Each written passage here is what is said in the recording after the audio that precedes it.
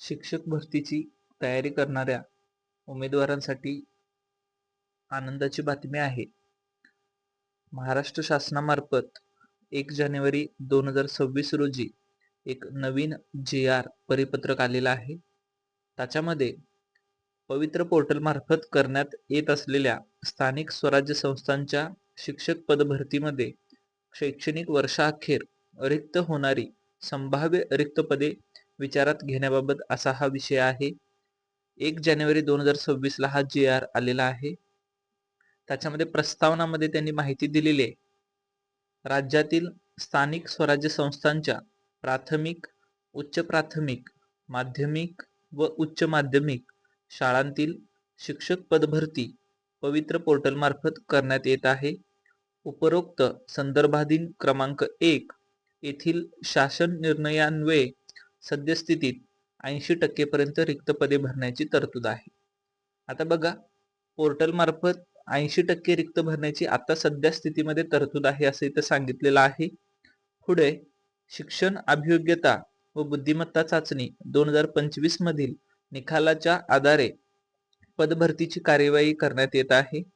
दरवर्षी सेवानिवृत्ती व संच मान्यतेनुसार उपलब्ध होणाऱ्या रिक्त पदांवर प्रत्यक्ष अध्यापनाचे कार्य करण्यासाठी शिक्षक उपलब्ध करून देणे आवश्यक आहे.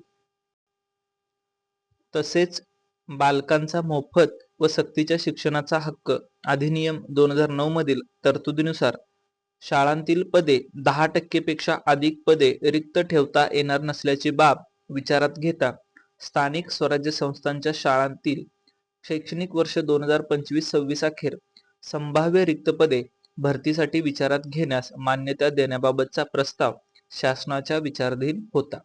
आता या प्रस्तावनामध्ये असं सांगितलेलं आहे की 80% पद भरण्यासाठी मान्यता सद्यस्थितीमध्ये आहे आणि शिक्षकांचा जो काही मोफत आणि सक्तीचा शिक्षणाचा जो हक्क आहे त्याच्यानुसार 10% पेक्षा अधिक रिक्त पदे ठेवता येणार नाहीत.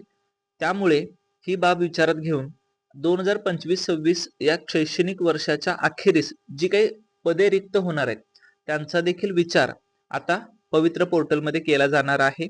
आता शैक्षणिक वर्ष मे 2026 रोजी संपणार आहे. याचा अर्थ मे 2026 पर्यंत जे कोणी रिटायर होणार असतील किंवा अन्य कारणास्तव काही होणार असेल तर ती जी पदे रिक्त राहणार आहेत त्यांचा विचार आता होणार आहे. तसेच पुढं याच्यावरती शासन निर्णय जो झालेला आहे तो बघा.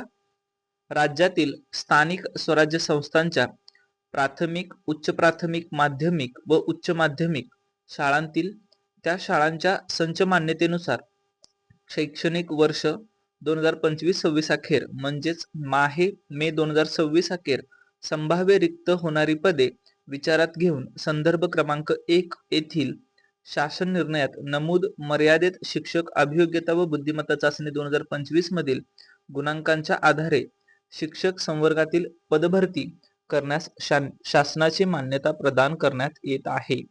म्हणजे मे 2026 अखेर जे कोणी शिक्षक रिटायर होणार आहेत आणि जी पद रिक्त होणार आहेत त्यांचा विचार आता पवित्र पोर्टल 2025 मार्फत होणार आहे आणि पोर्टल मार्फत त्यांची भरती होणार आहे असा शासन निर्णय नवीन आलेला आहे. सदर शासन निर्णय महाराष्ट्र शासनाच्या www.maharashtra.government.in या संकेतस्थळावर उपलब्ध करण्यात आला असून त्याचा संकेतांक नंबर दिलेला आहे. हा आदेश आबासाहेब कवळे उपसचिव महाराष्ट्र शासन यांनी काढलेला आहे. बाकी प्रत कुणाकुणाला पाठवली आहे त्याबद्दल इथे माहिती आहे.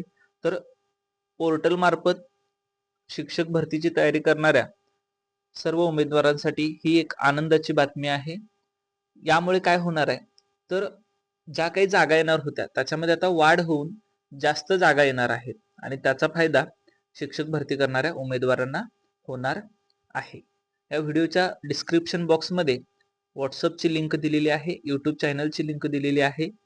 शिक्षक पदभरती संदर्भात तुम्हाला जर काही नवीन अपडेट्स हवे असतील तर तुम्ही व्हॉट्सअप ग्रुप जॉईन करू शकता आणि यूट्यूब चॅनलला देखील सबस्क्राईब करून बेल आयकॉनवर प्रेस करू शकता, जेणेकरून तुम्हाला शिक्षक भरती संदर्भात नवनवीन अपडेट्स मिळत राहतील.